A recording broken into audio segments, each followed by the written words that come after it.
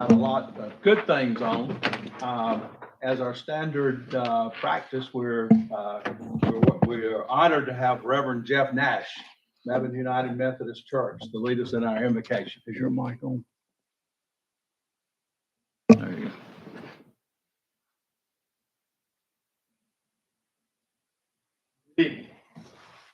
I mean, a moment of let's open ourselves to connecting to Almighty God, Holy One, known by many names and above all names. We see you at work in our beloved city. Your spirit of life, your spirit of love, spirit of community, and spirit of justice.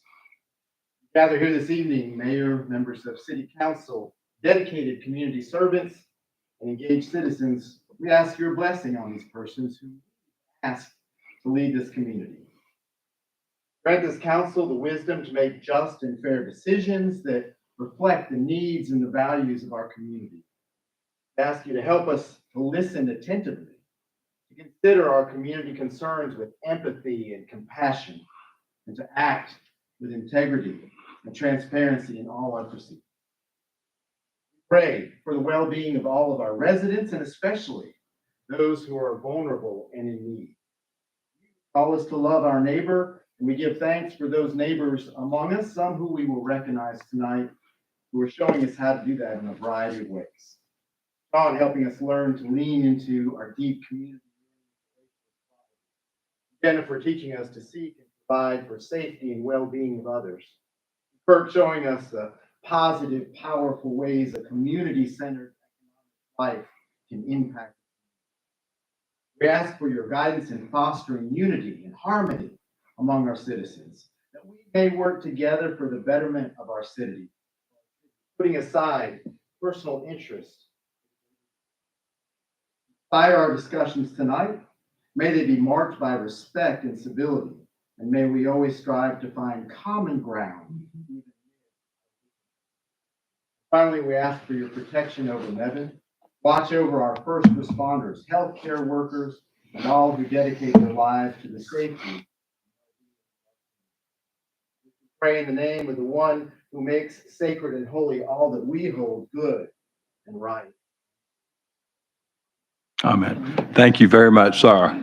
Thank you. One of the great honors of being the mayor is to recognize special accomplishments that individuals have done. And tonight I have the honor to recognize three individuals. The first is our city councilman himself, Sean Ewing. And on October 14th, the Alamance NAACP president, Barrett Brown, presented council member Sean Ewing with the 2023 President's Award at the 48th Annual Freedom Fund Banquet. Well, congratulations to Sean for receiving this special recognition. Thank you. This is the award, and they got me good. I just want to say thank you to President Brown. Thank you to Vice President Pierce and President Emeritus Ernestine Ward. Y'all got me good. I'm deeply appreciative of this, and thank you all there at the branch that thought of me. So thank you, Mayor. Thank you. Congratulations. I'd like Jennifer to please come down. Jennifer Livers.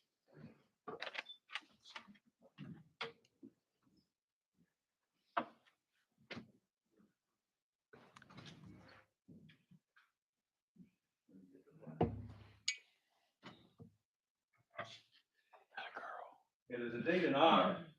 On October 25th, the Piedmont National, let me start off. The North Carolina Firefighters Association presented Jennifer Livers with the Fire and Life Safety Educator of the Year Award. In 2001, Jennifer became the Fire Chief's Administrative Assistant. In 2014, she was assigned an additional role, becoming the Fire and Life Safety Coordinator. In 2022, Jennifer instructed 50 programs and 29 events, reaching 3,970 participants. The individuals in these programs are educational classes range in age from infants to senior citizens.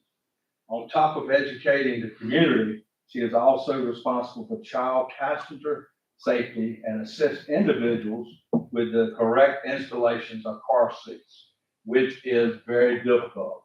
I couldn't do it now to save my life. Keeping our youth safe is vital to ensure a happy and healthy community. And last year alone, Jennifer checked 175 car seats. The city of Mebane is proud of Jennifer's dedication in keeping the community safe through educational instruction and becoming the 2023 Piedmont NC Fire and Life Safety Educator of the Year. Congratulations.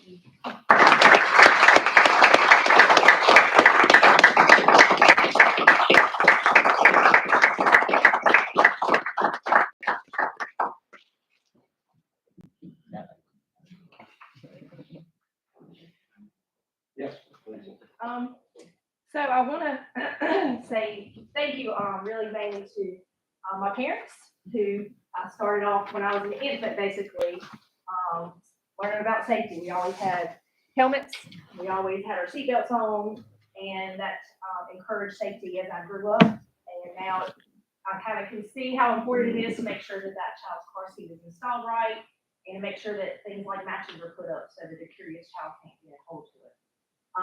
Also, I do want to thank all the firefighters, the ones that ride that big fire truck, big red fire truck, because I can't go out and do fire prevention, especially with children, without that big red fire truck. So they do a lot as well on top of all the things that they have on their plate now. So I do want to thank them as well too. And thank you. Congratulations.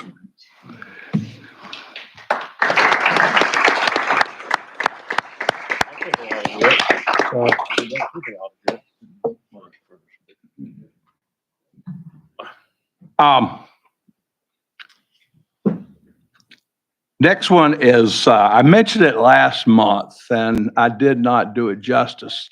I want Kirk Montgomery to come to the front. I want to honor him. He's been a great friend and is a great friend.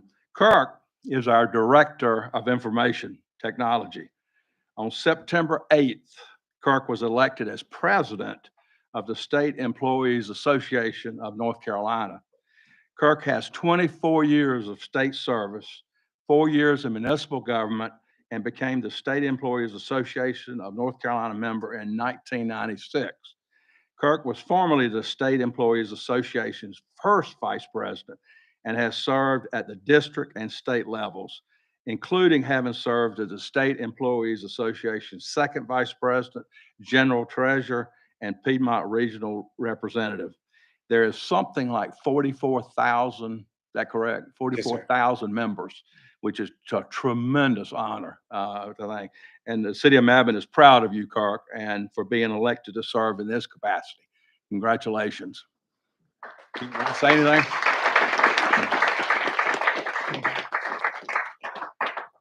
Thank you, Mayor Hooks. It's an honor to be a public servant, to work for, the state for multiple years, and actually to come to work for the great city of Mebane. This has been a great opportunity, and I thank you all for giving me this opportunity to come here.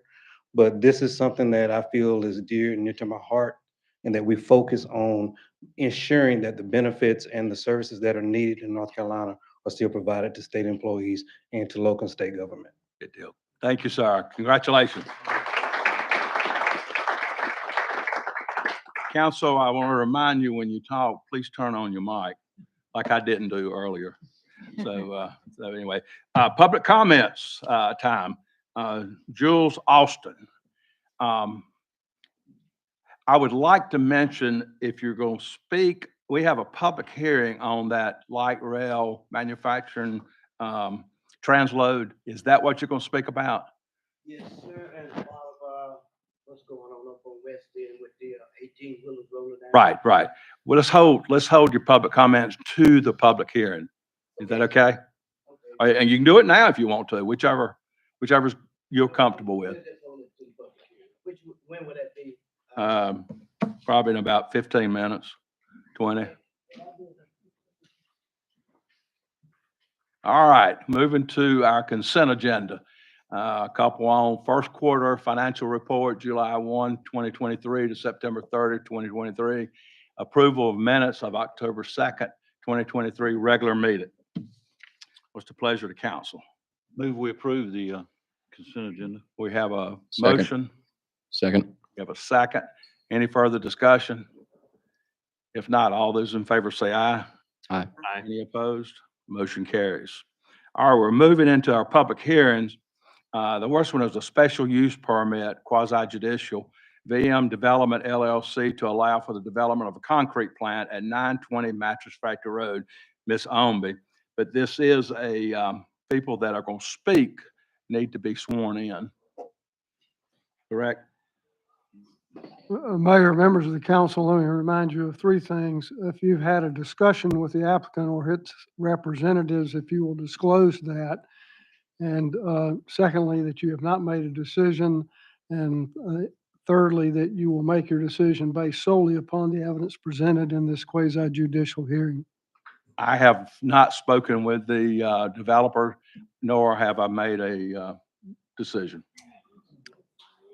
I've not spoken with the developer, nor have I made a decision. I have not spoken with the developer, nor have I made a decision. No communications here with the developer or no pre-thought on the decision. I have not spoken to the developer and have not made a decision. Haven't spoken to developer, no decision. Thank you.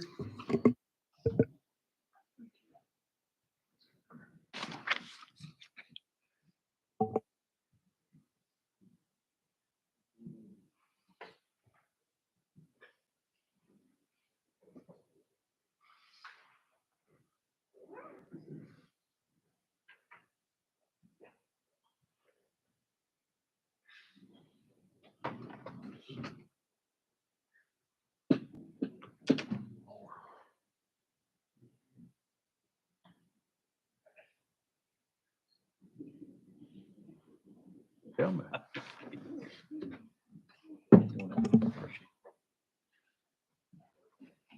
Oh, yeah.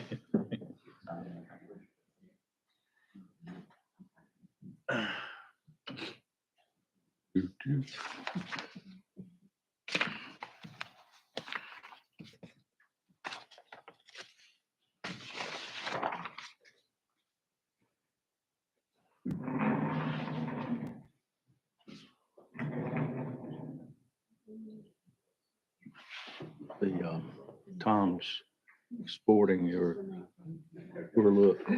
Yeah, I told him to look good.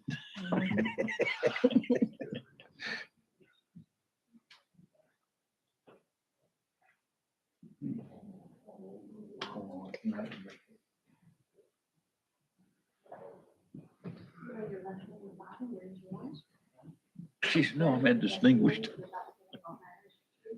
I think it makes Tom look distinguished. You old.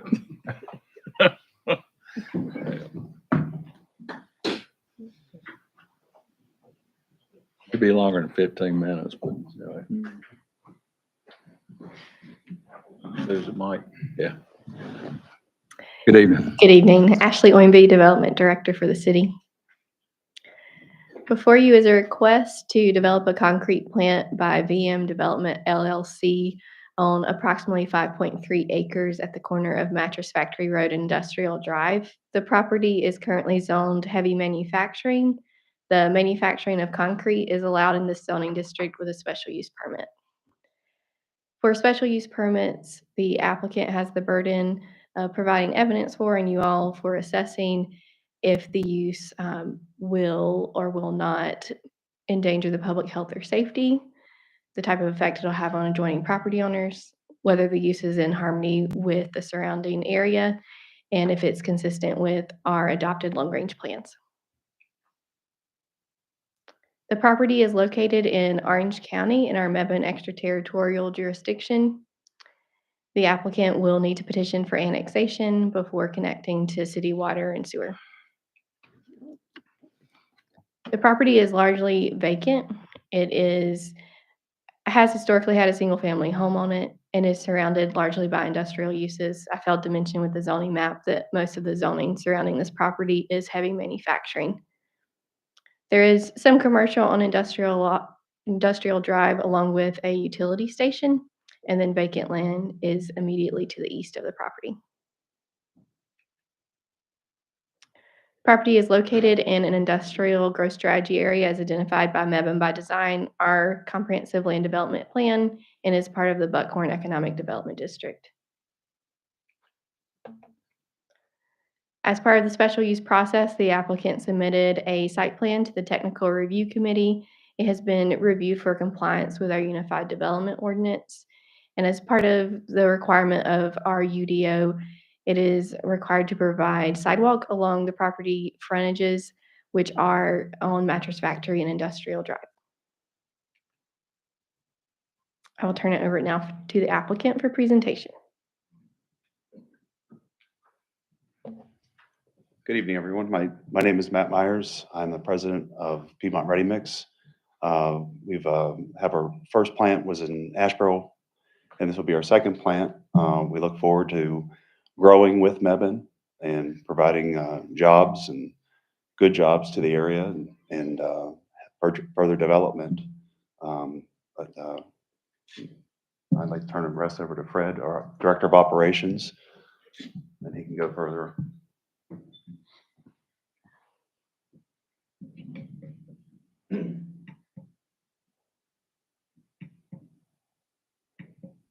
I went too far. Hello, I'm Fred Gibson, Director of Operations. I have 30 years plus experience in the ready mix operations. I've been bottom to I own my own company in Tennessee. This is the 6th plant I've put up in 30 years, so I'm very familiar with plant operations. Very safety orientated. I had 10 years with no lost time accident. I had 15 years no notice of violation from the Tennessee Department of Environmental Quality. So I take safety and environment very serious, as anybody that works with me will. So our footprint will be minimum. We will recycle as much water as we can on site. Our filtration system that will discharge is a CO2, which basically filters the water runoff. The EPA guidelines are 30 parts per million. This system goes down to 3.0 parts per million, which is drinkable water. It is actually, if you've been to a restaurant and you pull the soda handle and you get the carbonated water without the soda, that's what this will be. You can actually drink this water. So it will not endanger the environment or the fish. So, I don't know if you're open to questions or not, but that's all I have. I'm going to turn it over to. How do you contain the powder? It's stored? Yeah, it's stored in a airtight, watertight silo because just the moisture out of the air will hydrate cement, so it has to be completely watertight. We have a dust vacuum system, collection system in baghouses. As the cement is blown up, the excess pressure goes through a filtration system, which is basically filters on top of the plant, and it filters the dust out. Where the trucks actually charge from that point, there's about a drop point of 1 foot. We have a huge vacuum system attached to that goes through a filtration system and then puts the air back up into the silo again and goes out through the secondary filtration system. How high is the silo? It's 80 feet, I think. 80 feet? I'm not sure about this. This is the one I've just put up. I would have to look at the print. I'm guessing at that. Our low profile, I think they're about 60 or 65. Is that right? 60. Thank you. Just one quick question, I guess, not try to be too loaded. I guess what oversights will there be for this plan? I imagine there will be quite a bit. Oh, my, yes. I mean, we're required for the federal stormwater runoff thing. We have to do daily, weekly, monthly checks, maintenance, all the admixtures. We monitor anything that could spill and run off. We have a spill prevention team in case there is a spill for containment. There's absorption pads and booms to keep it from going, but anything will go into our settlement ponds before it will stop there. And then containment, then it'll be quarried off to a landfill. And dust and air quality, can you touch on that real Yes. quick? That is through federal and state, they set the guidelines as far as visual emissions and parts per million, what we're allowed. And all this new filtration system, it does not even remotely approach what is allowed. I mean, a percentage of what is allowed. What else? I just wanted to clarify that the submitted site plan shows an approximate height of 60 feet for the sign. 60? Mhm. What's this height restriction? 75? 150 feet. Any other questions? I'm assuming this site is just concrete, not asphalt or anything else? No, ma'am, we do not use asphalt at concrete plants. Sorry. That's a felony in 14 Okay, states. well, that's good to know. Thank you. Asphalt will not hold up to the weight of the vehicles. That's why you have concrete ramps on and off the freeway and a lot of concrete roadways. It depends on the subgrace of how much they can carry. Asphalt's flexible where concrete's not, so. That's why you see some concrete here and some asphalt there, so. Thanks. Anybody else? Okay, I'm gonna turn it over to Mike Westcott. Thank you.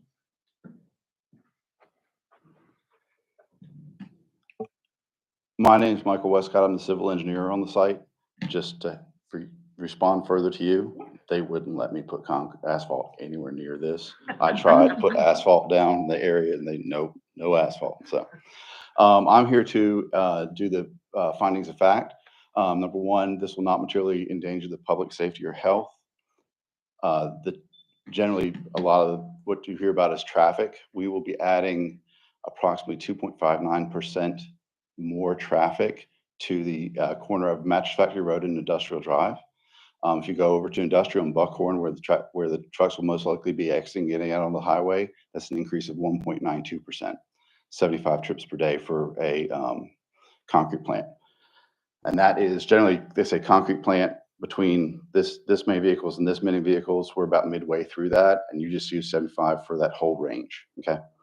Water quality, like we were speaking to earlier, there's pollution prevention plans. There is, if you can kind of see it in the upper right-hand corner, the upper two pictures, that is the settling basins that all the runoff on the site goes through, and that settles out to get down below the EPA standards, as he was speaking about it earlier. We also, that goes to a grass bioretention cell, which is the bottom picture. That's one we did for the city of Greensboro. So the water will be filtered through their sediment trap and then filtered through a bioretention cell. Air quality, again, they have the dust silos, the vacuum systems. They're a lot better able to speak on that than I can. There are restrictions, we're talking about height, there are restrictions as to what size concrete plant you can have with regard to distance from the property line. The closer you get to the property line, the smaller plant it can be. Next was the Patterson appraisal.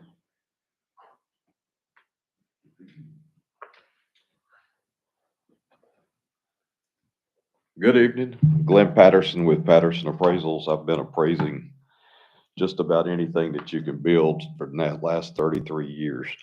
I was asked to address whether this would harm abutting properties. I did my best to find a new concrete plant that was installed in an area that would look like things that developed around it, and could you tell if it was any damage to it. And I found two in the southeast part of the United States, and did not find anything that supported any kind of empirical data to show that it would harm any adjoining properties, especially when they're industrial in nature, with everything abutting other than the interstate. You said abutting properties, how about residential beyond abutting? I believe it states that the proof is in abutting properties. As far neighboring properties, there's nothing within residentially.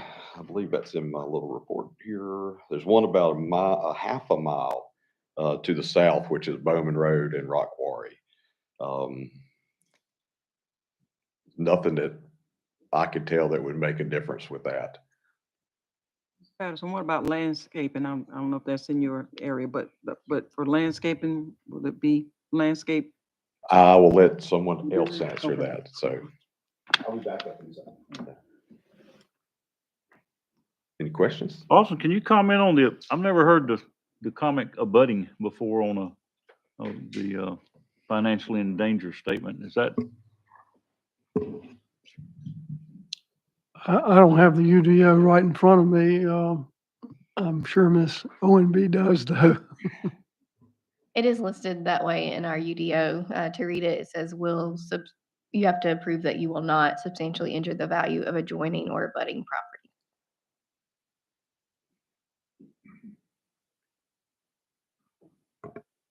And adjoining is much, I take it, you don't have to be contiguous in that statement. yeah, that would be I mean, if you're looking at and not talking about this project specifically, but the content of the evaluation point. I mean, if I were worried about abutting, that very narrows the effect that a piece of property may have on a community, residential community, for example. If you're only going to look at the 4 properties that abut or 3, that was.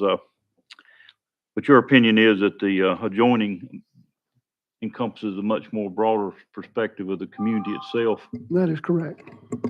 Thank you. And that threw me too. As long as I've done this, reading that, I took it as, we may have even discussed, I may have discussed with Lawson, is what does that actually mean? And when I prepared the letter you're looking at, the top paragraph on the second page, I measured out on the GIS how far the residential properties were and had sort of written more than I did. Then I thought about the abutting and adjoining and thought, well, that's just information we don't need to have. So I agree with you. Yeah, I would, my interest would be, even across the interstate, if you had 3 nice parcels of residential property, would it actually have any negative impact on there?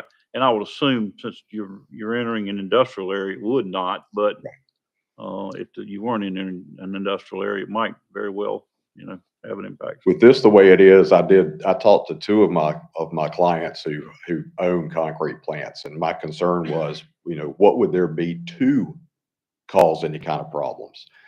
And they both sort of laughed, because of all the governmental regulations on filtrations and stuff like that. So it's not like what we would have seen years ago. What they have to go through and put up with to do the filtration of the water and the air and all that I was amazed at them.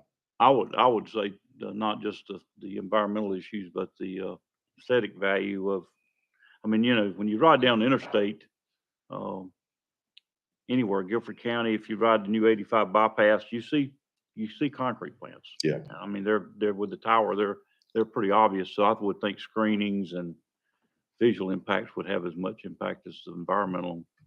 Yeah. Again, couldn't find anything that showed that any factor would come into play. So your professional opinion is there's not a negative impact on that. Correct. Thank you very much. Any other questions? Do you want me to move on, or do you want me to answer her question? Because to answer her question, if we could put up the site plan, and y'all are faster at that than I am. Can you keep going forward, or is there a site plan in your? I don't know that there is one. All right, can you go back? There you go. Okay. To answer your question, there is landscape screening along the eastern side, which is the right-hand side. There's landscape screening along. Oh, is there a pointer? At the top button. Oh, awesome. Okay. If you point it at the screen, it shows. We'll see it. That's cool. All right. There we go. Okay. Need the red dot. That's really sweet. Mm-hmm. That's awesome. I used to work for the city of High Point in the Public Works Department, and I used to go before council pretty regularly. I never had anything this cool. Well, we're high tech here. You know? God, yeah. Leading edge. All right, so you really can see that? That's awesome. Okay, so we have required landscape screening along this side. We have the bioretention cell here, and then there's landscape screening that runs along both roads. Stops, I want to say right in here. There's no, because of the setback we have back, we don't have any landscape screening shown back here, but we have this big line of existing trees to buffer part of that at least. So that's what's required by the development ordinance. There is a landscape plan included in the site plan in your packet. Yeah. It's just not on the slides. It's just not in this. So it's already been approved by TRC and that kind of thing. So, okay. So can you go back because you're faster than I am? So this is really cool. I once did a presentation for Guilford County Schools, and I used a Wii remote to make a smart board.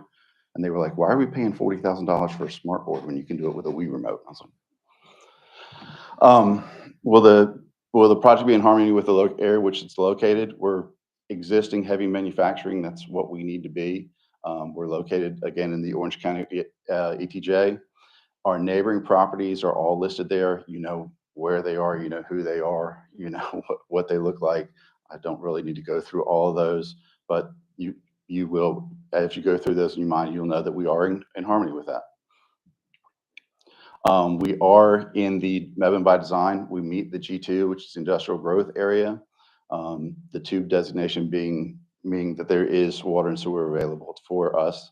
We are located kind of in the center of that. So we do definitely meet that land use plan. And that's all I have. Are there any questions for me beyond the landscaping? We've been hoping for an intersection and off of I-40, the Yep. Mattress Boat intersection. Can y'all do that for us? I cannot. They didn't pay me near enough to do that. I do appreciate that. I used to be the guy at City High Point. Part of my job was resurfacing streets. So I used to actually work with Chuck back here. Did you? Yeah, we've known each other for years and years. So, Any questions? All right. It is a public hearing, and if anybody would like to speak, come forward. Come forward, state your name, your address. But you haven't been sworn in, sir. Did you get sworn in at the beginning? Okay. I'm sorry. I just wanted to make a comment. Okay. When they gonna put the intersection there on Mattress Factory? That ain't gonna happen, unfortunately. That's a $64,000 question there. I don't think anybody living today here, will be alive when they do that. we did. Except Brian, he might be. He's the youngest one in the thing. Anybody in the audience? We did leave y'all a little room for that.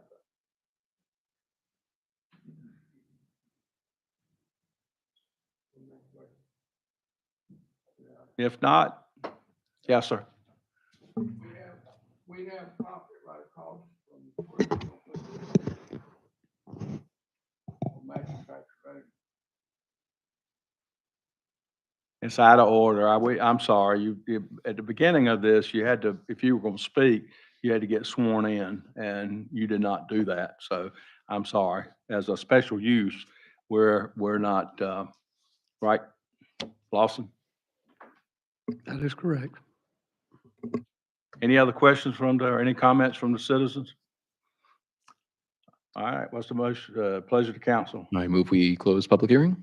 We got a motion to close the public hearing. Second. We have a second. Any further discussion? If not, all those in favor say aye. Aye. Any opposed? Motion carries to close the public hearing.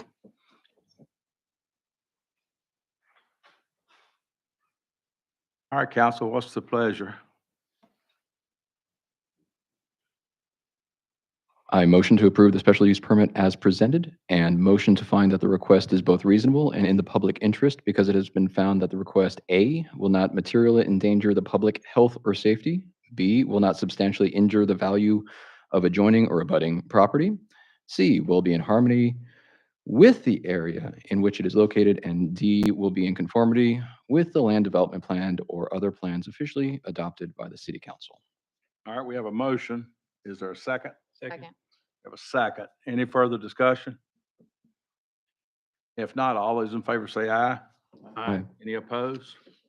Motion carries. Thank you. All right, we're moving to a second. Sorry. Oh, we're moving to a second public hearing, conditional rezoning from Samet Corporation, heavy manufacturing, light manufacturing to heavy manufacturing to allow for a rail transload facility on property at Lake Latham Road. Ms. Omby. For you is a request to rezone multiple properties that total to approximately 8 acres for a rail transload facility. The request is by Samet Corporation. The properties are currently zoned heavy manufacturing and light manufacturing. A rail transload facility is permitted by right in the heavy manufacturing zoning district.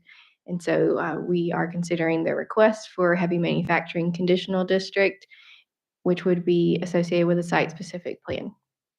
Surrounding zoning includes light manufacturing and heavy manufacturing, as well as residential along Lake Latham Road and one business parcel. The property is located in Mebane's extraterritorial jurisdiction in Alamance County, and the applicant has committed to petition for annexation upon development of the site. It is largely vacant. There is a rail spur currently on the property, the largest property, and it serves the Cambro facility, which is adjacent to the site that's under consideration. Surrounding uses include the North Carolina Industrial Center, along with residential uses on Lake Latham Road, and of course, the railroad and US 70 are close by. The site is located in a mixed-use growth strategy area as identified by Mebane by Design, our comprehensive land development plan. The mix of use considers a transition from the North Carolina Industrial Center to the more residential areas. And the site-specific plan before you would carry with the zoning district. There are setbacks in landscaping that are different from what our UDO would typically require, but consistent with the covenants that have carried with development of the North Carolina Industrial Center. Some of those are more stringent requirements than what our UDO require, and other less restrictive. Ashley, quick question. You said that by right in heavy manufacturing, a transload is allowed. So if the entire piece had been heavy manufacturing, we wouldn't have to discuss or vote on this tonight. That's correct. I'll turn it over to the applicant.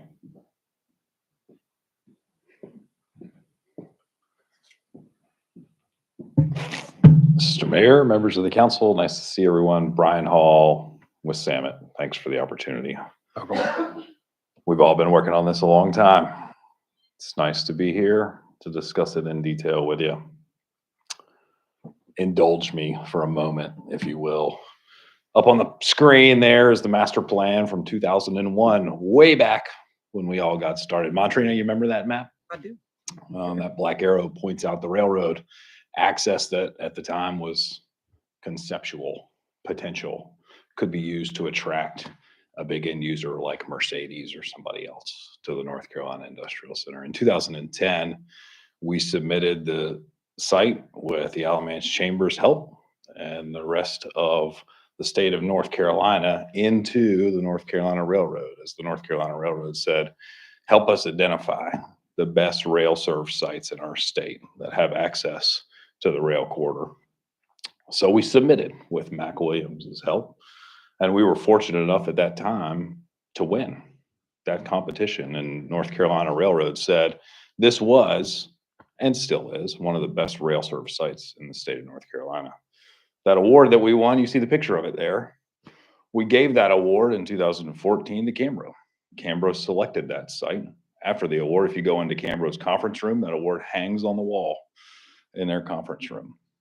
And then, of course, we've installed the rail infrastructure, the main switch off the Norfolk Southern rail line, and the two lines that currently, one serves Cambro, that is their spur, that's what you see with the rail car that sits on it.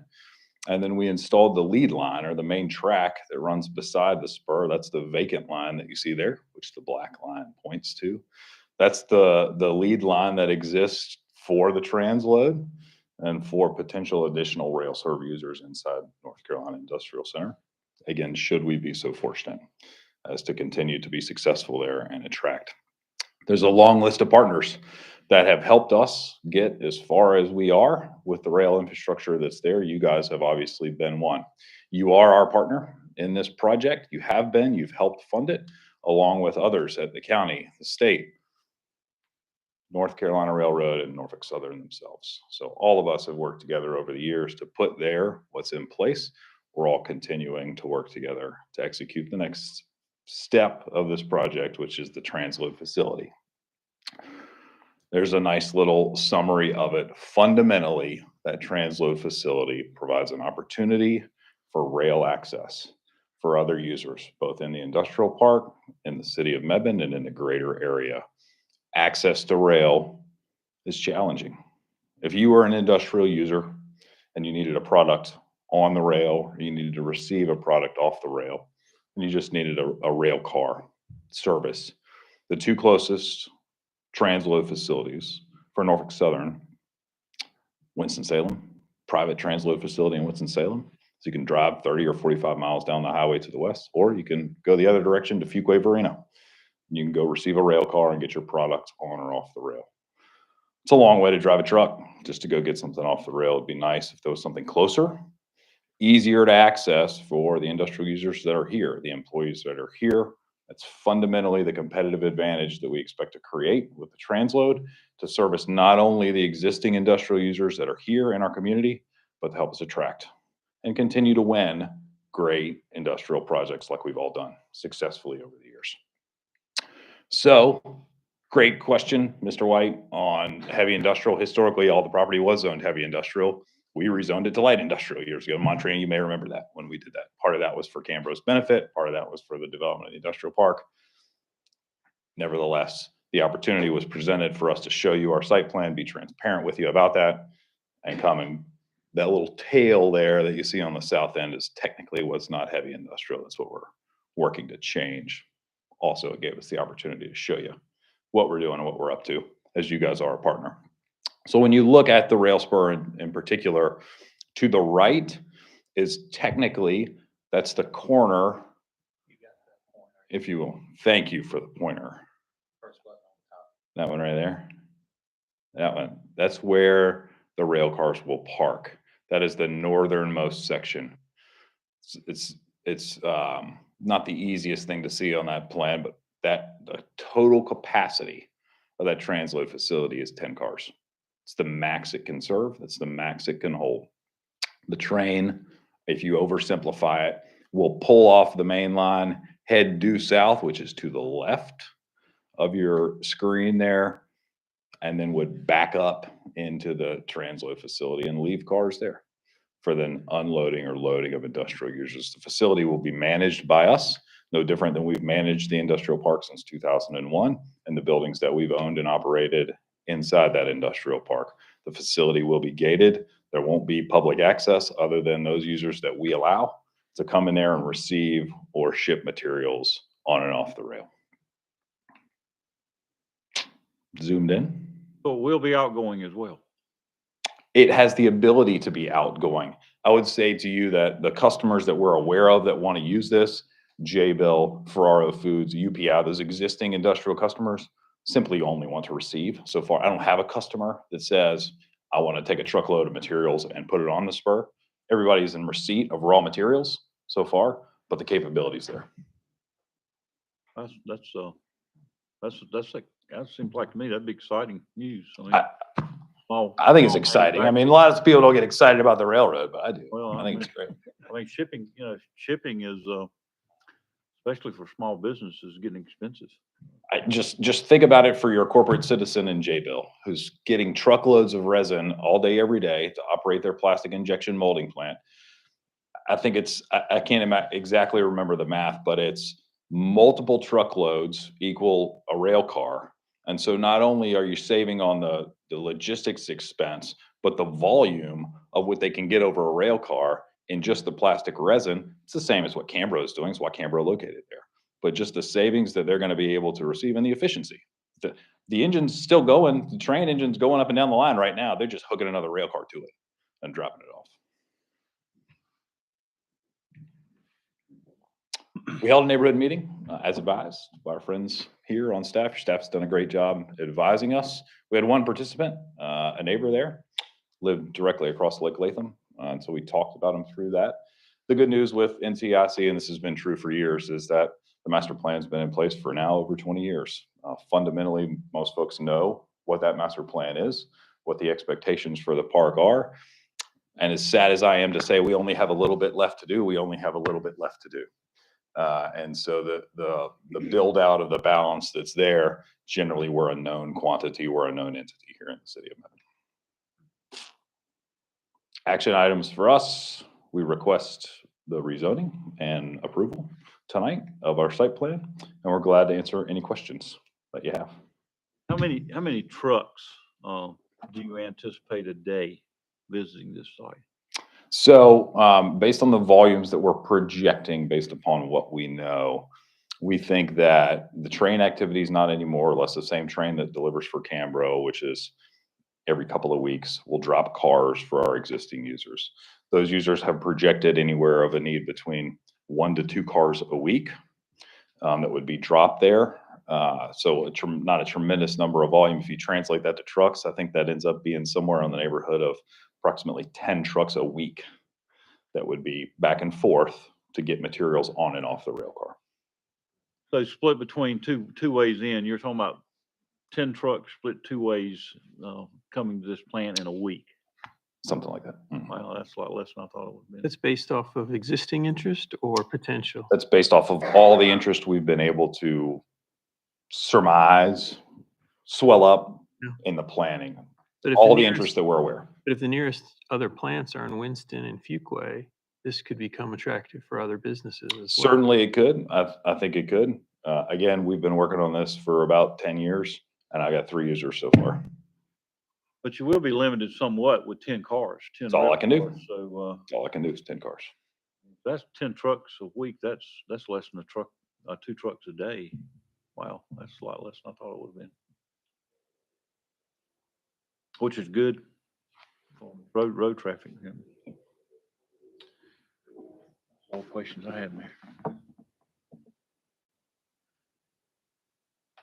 Any other questions?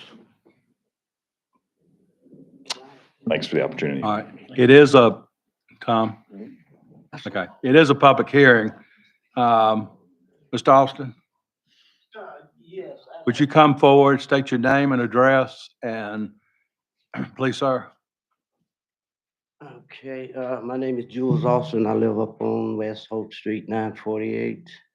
And I come to address the problems that we are having already up there with traffics rolling through there every day.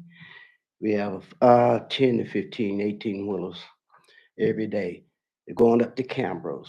I mean, I don't know why it wasn't exit made to Cambros. The truckers got to get off on the bypass, go 3 miles out of their way over the hill to get on 70 to get to Cambros.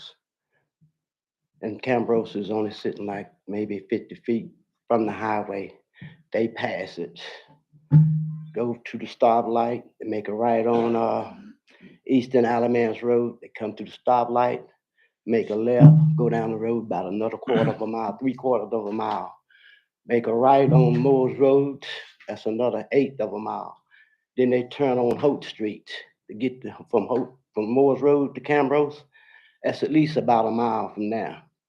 And when you got 10 to 15 trucks running through there every day, and plus you also have Piedmont Raffle Company over here downtown Mebane, they come through there with wide 18 wheelers. And I don't think that highway is, the weight limit is capacity for those trucks to come through there. And I even went back actually a couple of times. I was backing out of my driveway or backing in, and one of their trucks for Piedmont came through. He almost hit me a couple of times. So I went down to see the owner of the company. I spoke to him and I said, you need to tell your drivers to actually slow down when they come through there. Speed limit is 45. Everybody that's come down through there, the truckers, and I'm out there every day, and I know they're running over 45 miles per hour. When you get to my house, it's 35 miles per hour. After you pass that, it's 45. From there to Camrose is 45. And I actually think, I know for a fact, I don't have a speed gun, but I know they're running faster than 45 miles an hour. That whole area there has become, everybody speeds to come through there. Even on Smith Drive, you have 18 wheelers coming through there. That road is barely enough to get 2 cars through there. If you meet an 18 wheeler coming through there, just getting off the bypass, you basically have to get almost off the road for that truck to get through there. And that doesn't make sense. Also, Public Works, I want to speak on that too. Those trucks, the boom trucks that they have coming in out there, they are too wide to drive on that street because you can barely get through there if they coming through there. And there's still a lot of speed. The speed limit through there is 25 miles per hour. Even on Smith Drive, once you get off there, it's 25, 15, 25, all the way to Holt Street. The whole area. You just have a lot of speeders coming through there. Never no patrolmen, no sheriff, no state patrol. I know the city cops, they come through, but they can't come because they from the city. And that's what I want to speak on. Right, good. You know, if y'all happy to comment or whatever on it. Whatever. Are there some conversations that we can have with DOT? I'm not certain with these roads, who's got what, you know, if they're county or state. Um, are there further conversations that we might be able to have with DOT on these concerns? Most of the Holt is in the county past Moore Street. Yeah, and yes, there's we could talk to DOT and we can request a speed limit change and find out what the status. When the bypass was built, there was an entrance planned. I'm not sure when that is going to come to fruition. We can find that out. That not correct, Chris? So as part of the 119 project, a turn lane was approved in the long-range plan of NCIC for a exit to Cambrose property. You can see that as you drive out there. You can see the median with the turn lanes in there. Understanding is for Cambro, don't quote me, but I think I heard that's $1 million driveway because there's some pretty big difference in the elevation. So I think it's probably going to take Cambro doing something different there to build that, but there is the possibility for that to build that.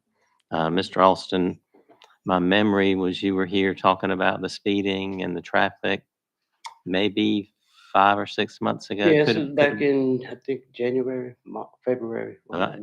Mr. Mitchell, I think we talked to NCDOT. I think we sent requests to the Sheriff's Department and the Highway Patrol because those are not city streets. They are in their jurisdiction. Mr. Mitchell could probably tell you a little bit more about what DOT told us. Yes, from Mr. Austin's previous concern, we had spoken with NCDOT. I think you also had a concern about where trucks were driving off the asphalt as well. And Yes. I know they undertook some work on that. I think that looks much better. Yeah. It did, and I And think We appreciate you reaching out to us on that because that's what it took.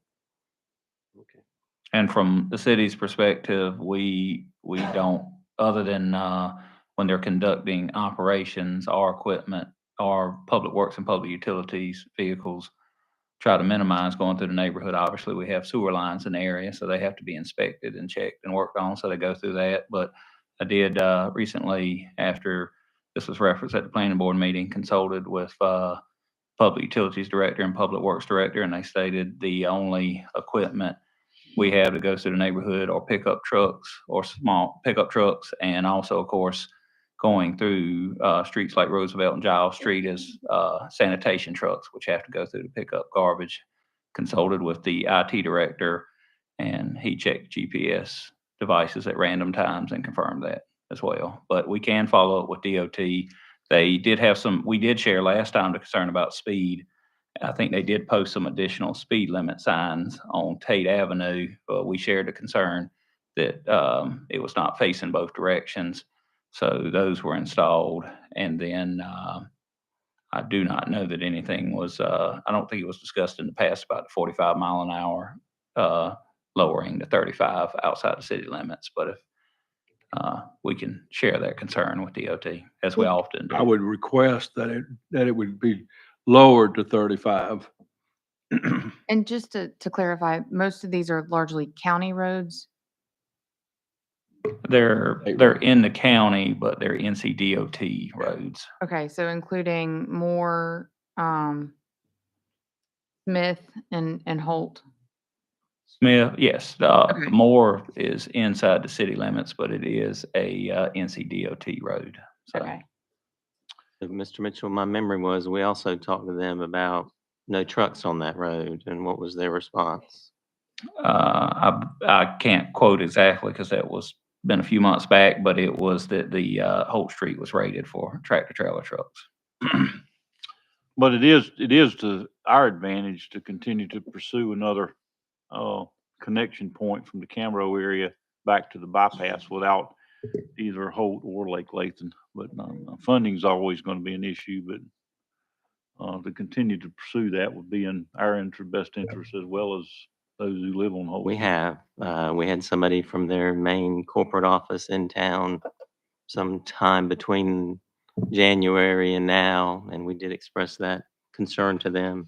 All of us would like to see that driveway built like it was planned right on 119.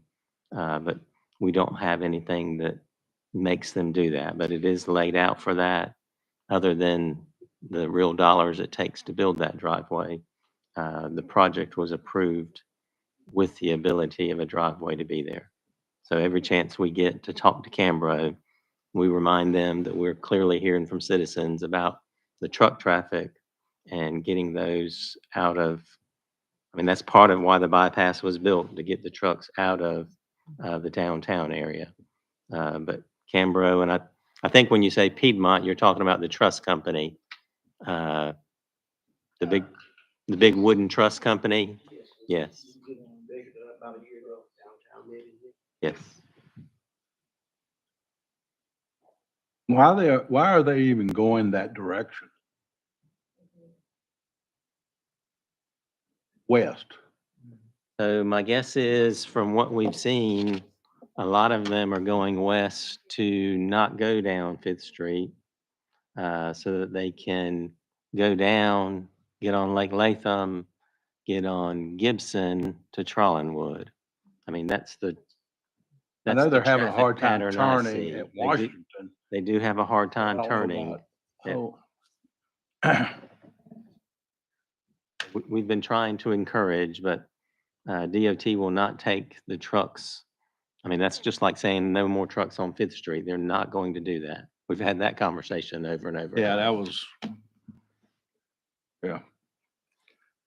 All right, anybody else in the audience? All right, if not, what's the pleasure of council? Make a motion to close the public hearing. We have a motion to close the public hearing. We got a second? Got a second? Any further discussion? If not, all those in favor say aye. Aye. Any opposed? All right, public hearing is closed. Any further questions for the applicant? I make a motion to find that the application is consistent with the objectives and goals in the city's 2017 Comprehensive Land Development Plan, Mebane by Design, and specifically the request is for property when the city's G1 North Carolina 119 bypass and US 70 mixed growth area, and as part of the North Carolina Industrial Center, Mebane CLP, page 70. All right, we have a motion. And that the same be approved as presented. Second. We have a second. Any further discussion? Just appreciate the work to keep an eye on the traffic and the speed limits, and let's continue to keep an eye on this going forward. Yes. Well, I think that was one thing that was encouraging to me. This doesn't seem like it's going to significantly alter the traffic, but this still doesn't correct the problem we already have. Right, exactly. All right, we have a motion and a second. Any further discussion? If not, all those in favor say aye. Aye.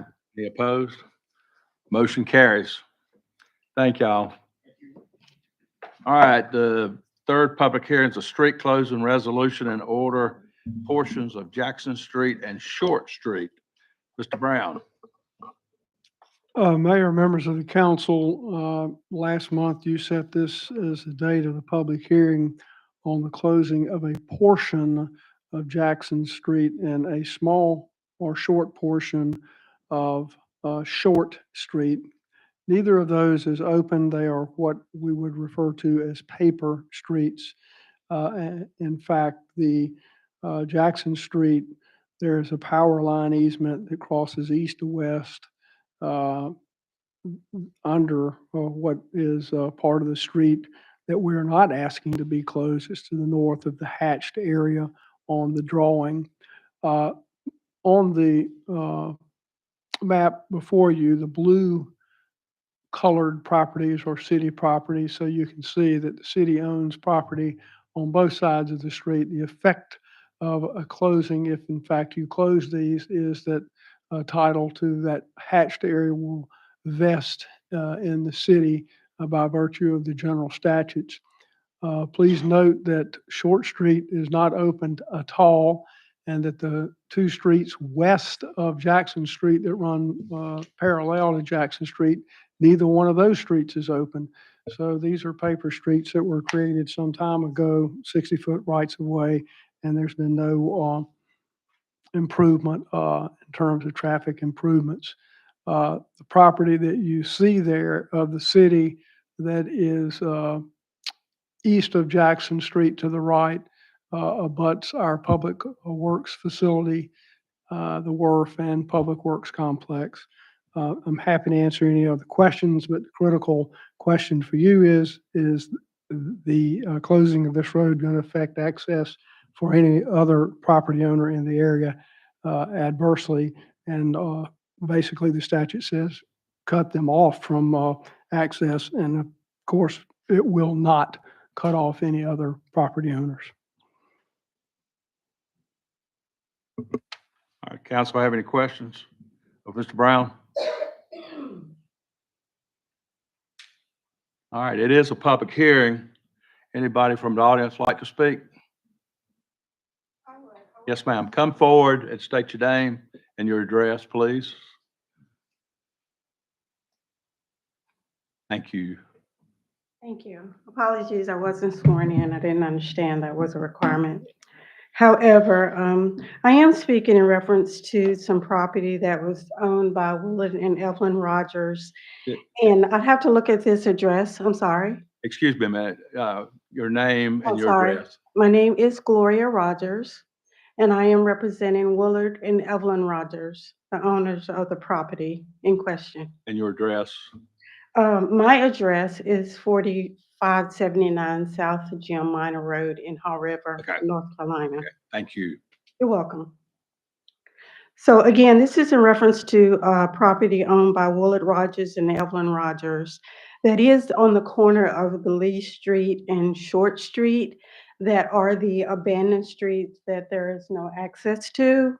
So as I listened to the gentleman early explaining the plan, I just would like to understand, are you indicating that there would not be any access to these properties that are on the end of these streets of Lee Street and Short Street? I don't see your thing to market, but it would be the abandoned streets that you referenced as you were speaking to it earlier. Okay. You can press the top button. You can. Oh, okay. So if I'm looking at this correctly, the part that's going to close, the abandoned street would be these lines here.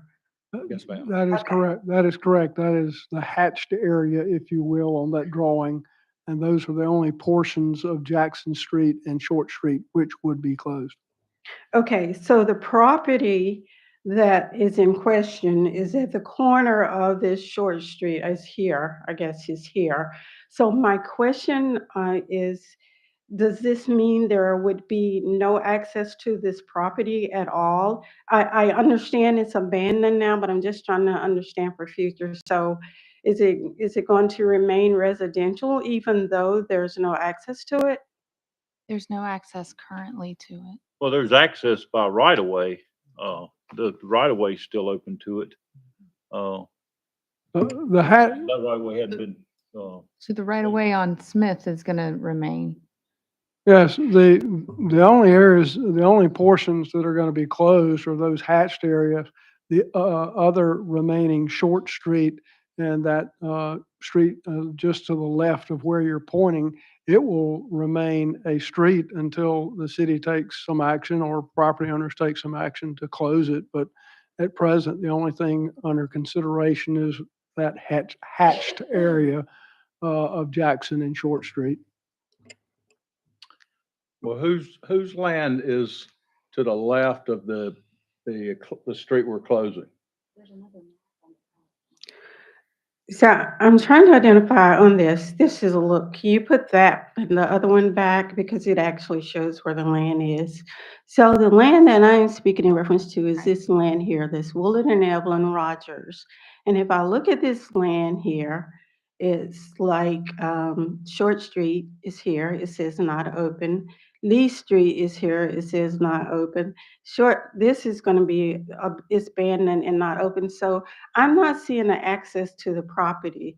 So hence my question, is this remaining a residential location or is it just there and you'll never have access to it? So all of those properties are presently accessible via a unopened right of way that you were pointing at, Lee Street, Short Street, or Jackson Street. So it is the ability to have access to it. When the city attorney refers to it as an unopened street, what he's meaning is it has not been turned into a state or city street in terms of asphalt. It could be a developer or a property owner could, at their expense, install a street to a street meeting DOT or City of Mebane requirements to access the property that you're referencing. But at this point in time, it has the ability to be assessed via an unopened or unimproved right of way. It's all woodland area there Right, now. okay. So what the city is proposing on the gray area will not take away the ability to still be able to access the ability to access the property on Lee Street and the western part of Short Street. Okay, this way. Okay. Okay, well, that explains it. I can see it's there, but it's undeveloped is really what it amounts to. yes, ma'am. Okay, all right. If you have any questions, please call the staff here at City Hall. They are glad to help you, okay? Okay, all right, thank you. Good, thank you. It is a little confusing. We have a lot of these in the area where somebody at some point on a plat map drew out a lot of little lots and roads that were never came to fruition. So I can see where on the map it would be confusing to look at and hard to understand. You got to remember, 60, 80 years ago, zoning didn't exist. Maybe 60 years ago. But when you go back to the 30s, 40s, really when downtown Mebane was developed, it was laid out on a plat like this, and there was no regulatory agency like the city that looked at, is there water and sewer there? Is there a street there? They were just allowed to draw up a survey, take it to the Register of Deeds, and get it recorded. And then they were also allowed to then sell those properties. So we talk about them as being paper streets and paper lots, and a lot of them are really not developable. I mean, so like on any of those lots that we don't own over there, somebody would have to get a well approved from the county, a septic tank approved, and they'd have to build an access from the main road to get to them. That's a lot of money. And that's why those lots have all sat back there. When we talked to the one owner that owned a bunch of them a year ago, we made them offer just to purchase all of those, and they accepted it. And that's how we bought a lot of those small lots that are the blue smaller lots in that area. We've had a couple other people reach out to us about potentially buying some more. But it is a tough spot for somebody to be in, to pay taxes on a lot that is really not real buildable. So if you ever are interested in selling it, reach out to Mr. Mitchell. But we're not looking to acquire a bunch of land, but down the road, if you wanted to do something, we'd be glad to talk to you. Okay, anybody else? If not, Make a motion to close the public hearing. we have a motion and a second to close the public hearing. Any further discussion? If not, all those in favor say aye. Aye. Any opposed? All right, motion carries to close the public hearing. I move to adopt the resolution and order closing the portions of Jackson and Short Street as defined in the proposal. Second. We have a motion and a second. Any further discussion? If not, all those in favor say aye. Aye. Any opposed? All right, motion carries. All right, that closes public hearings. The next one is Racial Equity Advisory Committee appointments. Mrs. Hunter, our HR Director and REACT Liaison. Yes. Good evening, Mayor and Council. Our Racial Equity Advisory Committee is a 7-member committee, and they have 3 vacancies right now on their board. One is a 4-year term, and there are 2 2-year terms as well available. The open positions have been advertised, and the staff received 5 applications, which they sent to you all and were in your packet. So the staff is recommending that you appoint 3 of them to join the REACT committee. And when we choose the 3, we need to specify which one gets the 4-year and which 2 get the 2-year. So that's another wrinkle. Yes. I just want to thank all the applicants.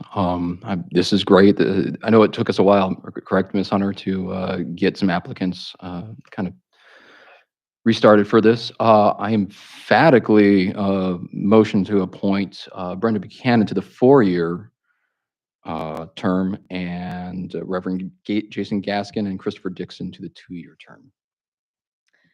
Now, I do need to say that whomever you appoint to the 4-year term, they're completing the 4-year term. All of the terms are going to expire in June 30th of 2025.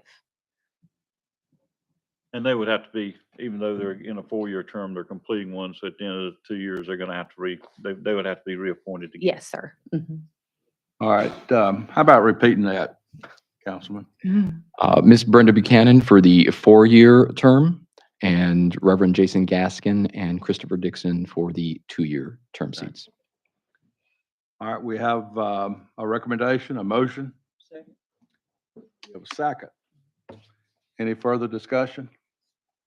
No. If not, all those in favor say aye. Aye. Any opposed? Motion carries. Thank you. Look forward to their work. All right, the next is the Rec and Parks Advocacy Commission. Mr. Davis. God, he Mr. showed up Mayor, fast. members of the council, great to see you all tonight. Thank you for having me up here.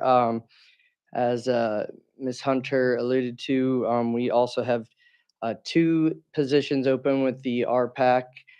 We had 8 applicants, and were sent their information in the packet, and we're looking for to appoint 2 members tonight for 2024. They will serve 3 years. We are excited for whoever is selected to help us keep moving forward. And these are not due to departures, it's just the regular time for the end of the term. Correct. Yes, sir. All right. Out of these, we picked 2. Nominate 2. Just to make sure I read the packet correctly, it looks like 1 member did not re-up their application. That is correct from the last 3 years. All the applications were good. All the Mhm. applicants, I thought. So I'm gonna, the 2 that stood out to me would be, let's see. Jesse Austin as a new member And then Ms. Seagroves, Ms. Sherry, looks like she's asking for reappointment and been on That is there correct. a long time, and I know she's active with the Mebane Trail Rangers. So that would be my recommendation or motion. A motion, second. And the two are Sherry Seagroves and Jesse Austin. Jason, No, Jesse. Jesse Austin. All right. All right, we have a motion. Got a second? Any further discussion? If not, all those in favor say aye. Aye. Any opposed? Motion carries. Thank you. Thank you, Aaron. Purchase of vacant lot, Ruffin Street, Mr. Brown. Mayor, members of the council, we were approached by the real estate broker, staff was approached by the real estate broker regarding the listing he has for sale of the particular lot that's described in a offer to purchase and contract for vacant land that he has submitted. Staff made it crystal clear that it was totally contingent upon the wishes of the city council. And of course, statutorily, for the purchase of any property, the council must approve the same. The offer to purchase and contract was included in the packet. And it is staff's position that additional parking is needed downtown. And in the future, even more parking will be needed downtown. So staff is recommending the purchase of this property, and we're happy to answer any questions that you might have. And any the offer to purchase and contract is subject to the usual due diligence, such as title exam, title insurance, survey, phase one environmental, et cetera. And we would want that to be included in the, it's included in the contract, so just a motion would be consistent with that contract.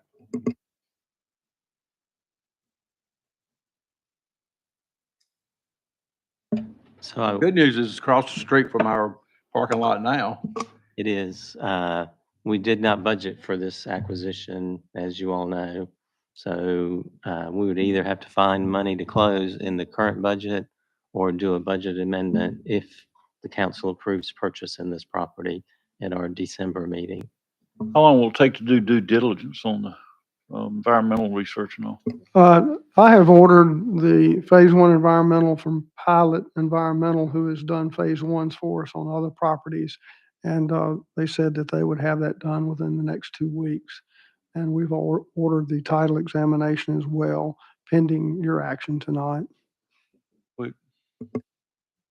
Jones, could you comment just on the overall status of the budget in terms of finding money in the general fund and how we're doing this year?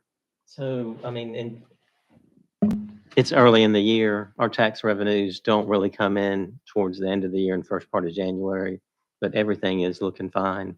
I would find it hard to find $220,000 in the budget. We'll see.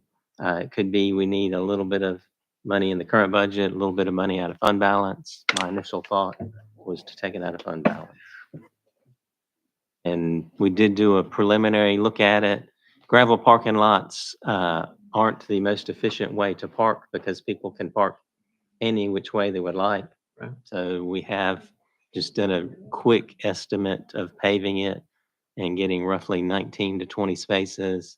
And my memory was that was an estimate for asphalt and landscaping without curb and gutter, because we don't know if we'll be doing more in the future, for around $130,000.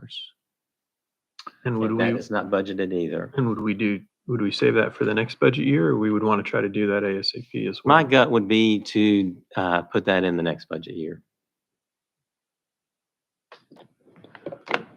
Teeing up this answer. So what kicked this off? What made us look at this lot all of a sudden? The property owners that own the restaurant also own this parking lot, and their broker reached out to the city staff saying, does the city have any interest in purchasing this for a parking lot or for any other use? I mean, this conversation has come up amongst council members many times over the years. In the past, people were buying a property and basically saying, I'll just throw a number. I'm buying this building and parking lot for 700. I want you to give me 600,000 if you want the property behind it. Obviously, we did not move forward on those requests, but there has been council discussion in reality for as long as I've been here, 10 and a half years, about could we eventually purchase some property and improve the parking behind the buildings. This is something I've heard a lot from community members as well, that having additional paved parking would make it easier for handicap or disabled individuals or those with strollers. Parking in gravel when you're on wheels is pretty tough, and I know there is a spot behind Hyperion right now, but this would greatly enhance that zone for sure. I see, I mean, I was looking at the other evening, as far as potential of closing that section of Fourth Street because it's blocked by one way anyway going out. You can't come into town that way anyway, but just food for thought, there's no stores that actually feed off of that street. You could make a walkway and sort of combine the two parking lots and make a pretty good parking area. That would gain a lot. I'm not suggesting it. I'm just saying there's some potential there for, you could fork the parking going in down that street and join the two parking lots. That'd probably add another 25 or 30 spaces, but there's no stores that feed. And coming into town, you stop at the next stoplight anyway because it's the one-way street coming from 70. I was just thinking that may open some potential for making that a little pedestrian hub into the city for parking and everything else. We've looked at a lot of stuff back there, but I don't think we've ever looked at that. So That's a really cool if you idea. plan to look at it, that will take a little bit of time. Well, yeah, I'm not suggesting, and it'd have to be studied, but I can't think of anything that feeds off that. But that price sort of surprised me when I saw it as far as the amount, because of all the offers we've had in the past who wanted to move up to Maryland once they sold it. All right, what's the pleasure of the council? Yes, sir. What is the policy, if there is one, of parking on the existing lot, going on the right-hand side? Is there any limit on time or limit on people or who or any of that? No, sir. And you wouldn't anticipate any on the new one? We don't anticipate it. We anticipate Martino's employees in the future parking back there like they do now. But that's it. I got to ask And I Mr. guess Go ahead. that's part of my question is there anybody who's going to benefit other than the existing property owners' employees? I think we're going to find that out when Wood and Nickel opens in the next little bit. Yeah. In the I would- next. I would also say- Restaurant that bought Dick and Jane's building, soup restaurant. I would also mention the farmer's market. I'm usually down there once a week and often will park in that specific lot. I'm not wheelchair bound and I don't have children in a stroller, but that it's because the bakery also has gotten to be very popular, that has just reopened. So that usually that parking that's kind of right there on the side of the building, it's usually full. And then the farmer's market is right around the corner in the pocket park and takes up a fair amount of the parking, but there usually is some available in that spot, but having additional paved parking would help for that. And then just in general for events, as we've been seeing a lot of folks come down, and right now with it being unmarked, it is a little bit of a free for all and not the most efficient use of space. So this might be an opportunity for us to assist in that. I really like Tim's idea. Just one quick little one. So that means this was split off from Martino's. So It's already split off. It's split off? Excellent. Did a local person buy it? I mean, according to the worst kept secret in Mebane, yes, somebody is buying Martino's. But this lot that the family does own, that's in the name of an LLC, is not part of that sale. So you can see the property that Ms. Burkholder talked about behind Hyperion as part of the lot being sold with Martino's. That goes back out over to the 4th Street. But the highlighted square that we're talking about, the family does own it, but it's not part of the sale of the restaurant. All right, There's a definite uptick in the need for parking, and we got another restaurant coming that's gonna be. yes. I really like Tim's idea. Go And ahead. after that free announcement for Martino's, what's the pleasure of the council? I move that the city purchase the property located at the southwest intersection of Ruffin and North First Streets pursuant to the terms of the offer to purchase and contract, provided the normal due diligence is satisfactory to staff and that staff be authorized to take the necessary action to purchase the same. All right, we have a motion. Second. We have a second. Any further discussion? If not, all those in favor say aye. Aye. Any opposed? All right, motion carries. What was the additional action that was going to be needed in December? Most likely a budget amendment. So we anticipate closing before the end of the year. So But all we, that part is set by the motion, but getting the money, I guess. yes. All right, we're moving to the FEMA BRIC grant application sewer rehab. Mr. Kyle Smith himself. Thank you, Mayor and Council. As an effort to battle I&I, which is inflow and infiltration, which is basically stormwater that is getting into the sanitary sewer. We started this process several years ago. In 2019, you may recall we did a lot of smoke testing around the city.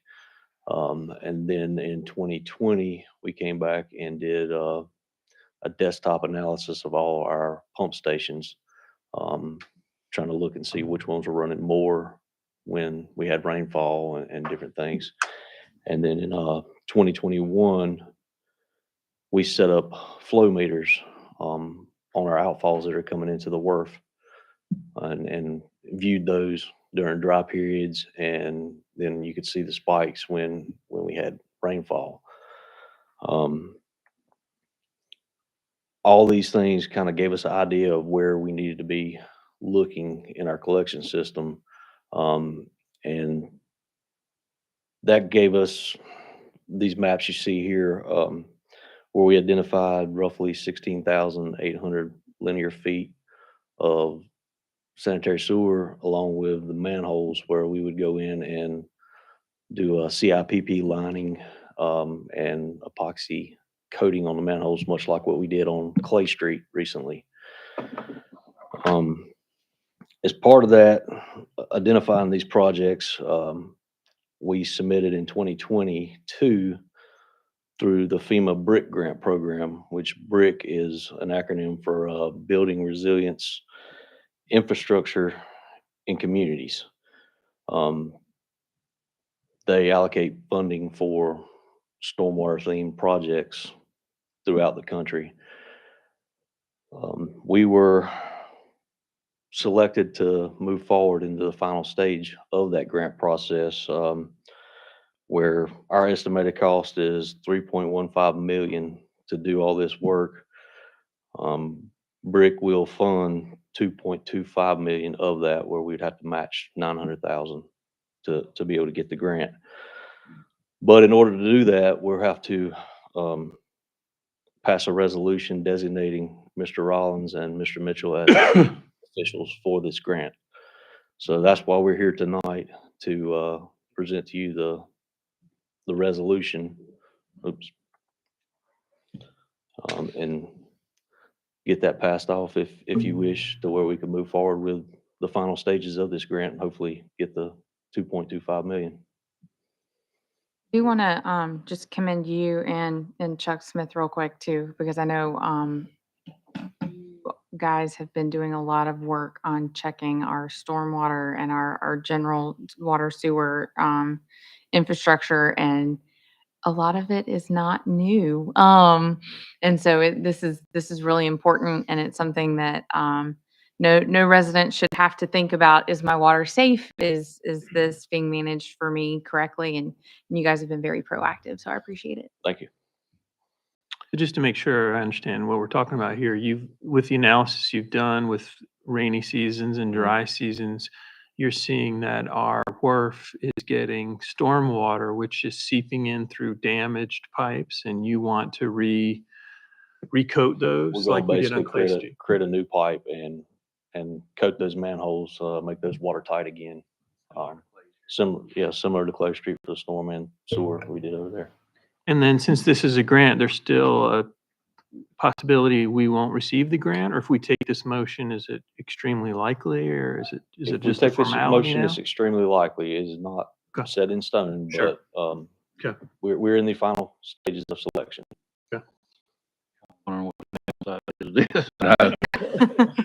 We have a motion. So move. Executing the resolution designation of application. All right, we have a motion. We have a second. Any further discussion? Just a quick question for public education. If we continue to lower ingress, that means that we're going to be working smarter, there you go, at the wastewater facility? Yes. So we'll actually get more capacity in the long run. Essentially, yes. Okay, excellent. Thank Which is you. a cost savings. Yeah, that's great. Exactly. How many Good miles of point. sewer line do we have? Approximately 130, How many miles is this? a little over 3. Yeah, so you must realize this stuff was put in the ground starting in the early 1900s when there were no inspections. There was very little. They were a lot of it small pieces of clay pipe. When they needed to put a tap in, they literally broke it with a hammer. Yep. So, we've seen street signs pounded and put on top of a sign and concrete poured on top of it as a patch. So everything we do helps, but this is years. It took over 100 years for us to build the sewer system we got today.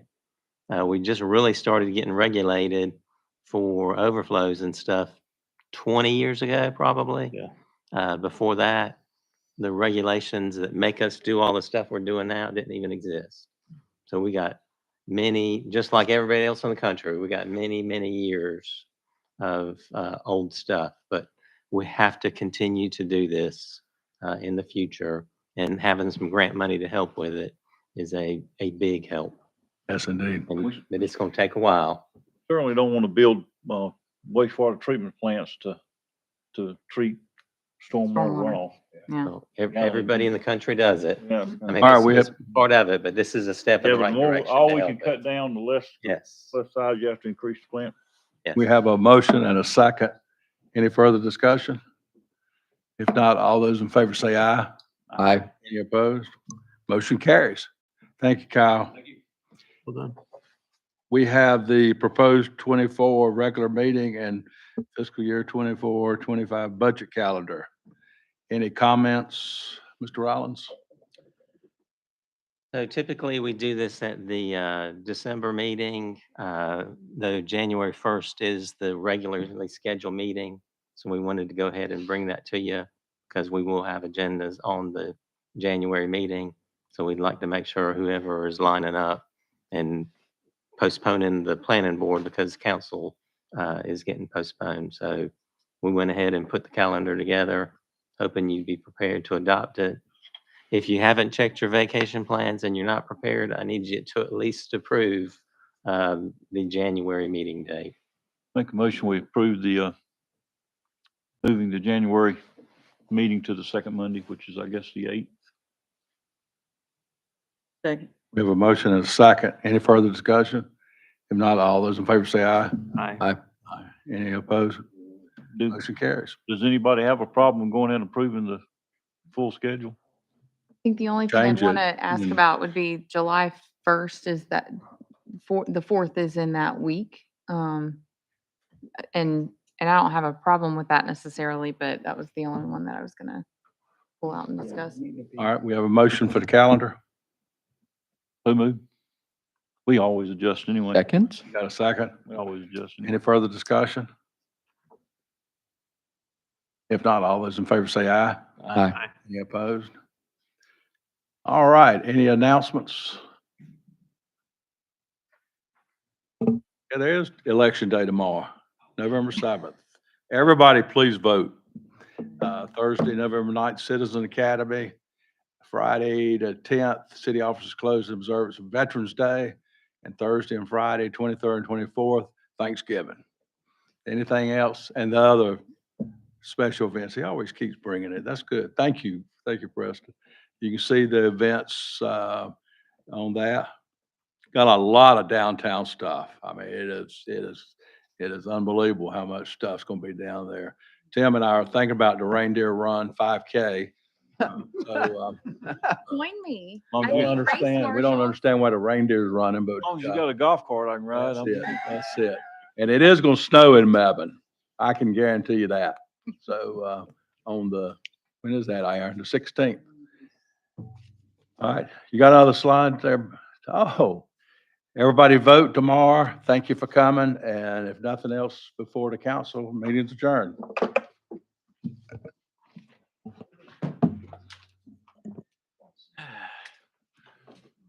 Siri.